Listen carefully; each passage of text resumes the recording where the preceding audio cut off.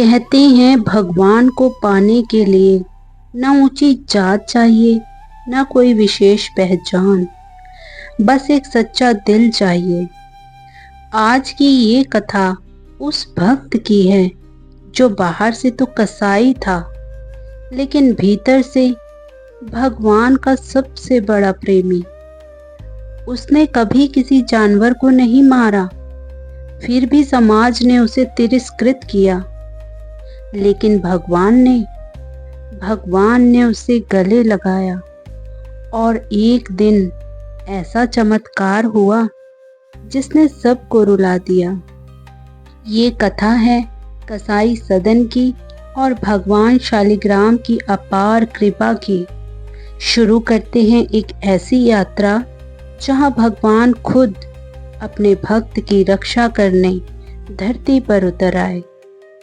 नमस्कार श्रोताओं, मैं शिवानी आप सबका बहुत बहुत स्वागत करती हूँ। बहुत प्राचीन समय की बात है। भगवान श्री कृष्ण के अनन्य भक्तों में से एक नाम आता है सदन कसाई।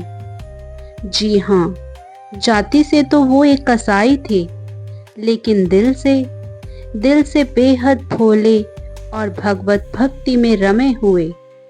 उनका जीवन बहुत ही कठिन था। रोजी रोटी के लिए दूसरों से लाकर मांस बेचते थे, पर खुद कभी किसी प्राणी की हत्या नहीं की। उनका मन इस कार्य में बिल्कुल नहीं लगता था। अंदर ही अंदर हर पल उन्हें ग्लानि होती थी, मगर और कोई विकल्प न होने के कारण वे यह काम करने को मजबूर थे। लेकिन एक बात जो उन्हें बाकी सबसे अलग बनाती थी, वो था उनका निरंतर हरि नाम का जाप। दिन रात वो हरि हरि जपते रहते। सदन जी के घर में एक छोटा सा काला पत्थर था, जिसे वे एक बांट यानी कि तराजू में तोलने वाला वजन समझते थे। उसी से वे मांस तोलते थे। उन्हें यह ज्ञान ही नहीं था कि ये पत्थर असल में भगवान शालिग्राम जी का विग्रह है। एक दिन एक साधु उनकी दुकान से गुजरा। उसकी नजर जैसे ही उस पत्थर पर पड़ी, वह स्तब्ध रह गया। उसने देखा कि यह कसाई इस पत्थर से मांस तोल रहा है, इस शालिग्राम से मांस तोल रहा है। यह कोई साधारण पत्थर नहीं, स्वयं विष्णु के स्वरूप शालिग्राम जी हैं। और इस पागल को इतना भी नहीं पता।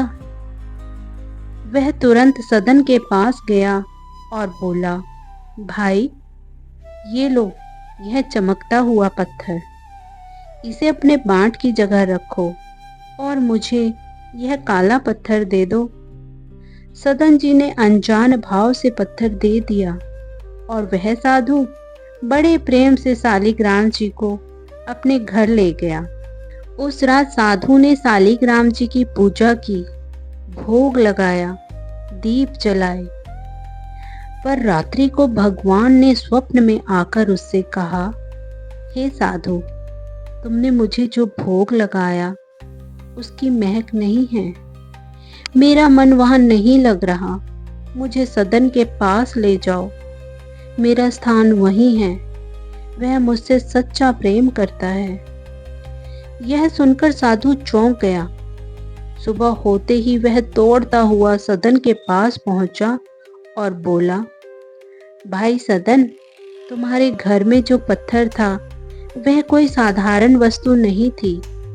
वो तो स्वयं शालिग्राम भगवान हैं। उन्होंने मुझे स्वप्न में आदेश दिया है कि उन्हें तुम्हारे पास लौटा कर आऊं। यह सुनकर सदन की आंखें भर आई। उसे अपनी भूल का एहसास हुआ।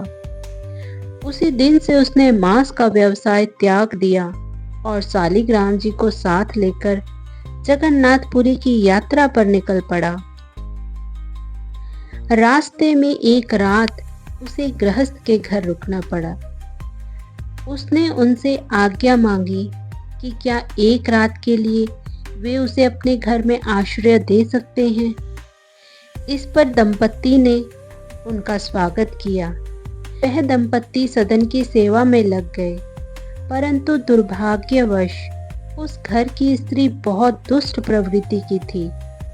उसने रात्रि को सदन को बहकाने की कोशिश की और उसके साथ व्यभिचार करने का प्रस्ताव रखा। सदन ने विनम्रता से कहा, माता, आप मेरे लिए मात्र तुल्य हैं। मैं तो भगवान के दर्शन को जा रहा हूँ। ऐसे पाप का विचार भी न करें। पर उस स्त्री ने सोचा, सदन उसके पति के डर से मना कर रहा है। उसने रात में ही अपने ही पति का गला काट दिया और सुबह गांव वालों को बुलाकर सदन पर आरोप लगा दिया कि इसने मेरे पति की हत्या की और मुझसे बलात्कार करने की कोशिश की। गांव वाले भड़क उठे। उन्होंने सदन को मारा, पीटा और पंचायत के सामने पेश किया। सदन चुप था, शांत था। वह जानता था कि यह सब भगवान की लीला है और भगवान की लीला में वो किसी प्रकार की बाधा नहीं डालना चाहता था। न्यायाधीश ने सदन से पूछा कि क्या तुम अपनी सफाई में कुछ बोलना चाहते हो, परंतु सदन तो शांत था। इसलिए न्यायाधीश ने फैसला सुनाया कि इसके दोनों हाथ काट दिए जाएं। हाथ कटने के बाद भी भक्त सदन रुके नहीं। लहू लुहान शरीर से ही वह जगन्नाथपुरी की ओर बढ़ते रहे। अंततः जब वे मंदिर के पास पहुंचे, उसी समय भगवान जगन्नाथ जी ने अपने पुजारियों को स्वप्न में आदेश दिया, मेरा प्रिय भक्त सदन आ रहा है, उसके लिए पालकी सजाओ और सम्मान सहित उसे मंदिर लाओ। पुजारी दौड़ते हुए गए और सदन जी को पालकी में बिठाकर मंदिर लाए। मंदिर पहुंचते ही जब सदन जी ने भूमि पर दंडवत किया और दोनों हाथ उठाने का प्रयास किया तो चमत्कार हुआ। उनके कटे हुए दोनों हाथ पुनः उगाए। पूरा मंदिर भक्तों की जय जयकार से गूंज उठा। भक्त सदन भी रोते हुए अपने हाथों को देखते हुए जय जयकार लगाने लगे।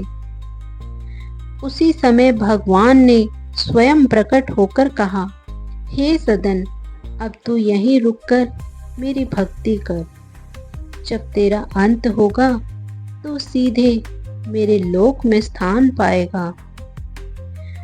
पर एक प्रश्न सदन को हमेशा कचोट रहा था। एक रात उन्होंने आंसुओं से भीगी आंखों से प्रभु से पूछा, हे प्रभु, मैंने इस जन्म में कोई पाप नहीं किया, फिर मेरे हाथ क्यों कटे? भगवान ने स्वप्न में आकर बताया, पूर्व जन्म में तुम काशी में एक विद्वान ब्राह्मण थे। एक गाय कसाई के डर से भागी थी। तुमने कसाई के डर के मारे उसे पकड़कर कसाई को सौंप दिया था। तुमने उसकी गर्दन को अपनी दोनों बाहों से जकड़ लिया था। उसी गाय ने इस जन्म में स्त्री रूप लिया और बदले में वही सब घटित हुआ। यह कर्म फल था जो अब पूरा हो चुका है। इस कथा का सार यही है कि भगवान अपने भक्त को कभी नहीं छोड़ते, चाहे वह किसी भी जाति, स्थिति या अवस्था में क्यों ना हो। भक्त यदि सच्चे भाव से भगवान का स्मरण करें तो भगवान स्वयं उनकी रक्षा करते हैं, चमत्कार करते हैं और अंततः उसे अपने लोक में स्थान देते हैं। तो ये थी हमारी आज की कथा। आपको ये कथा कैसी लगी कमेंट सेक्शन में ज़रूर बताइए। भगवान पर विश्वास रखिए, वो आपके सब दुख हर लेंगे। मिलते हैं एक और सच्ची कथा में, तब तक अपना ध्यान रखिए। राधे राधे।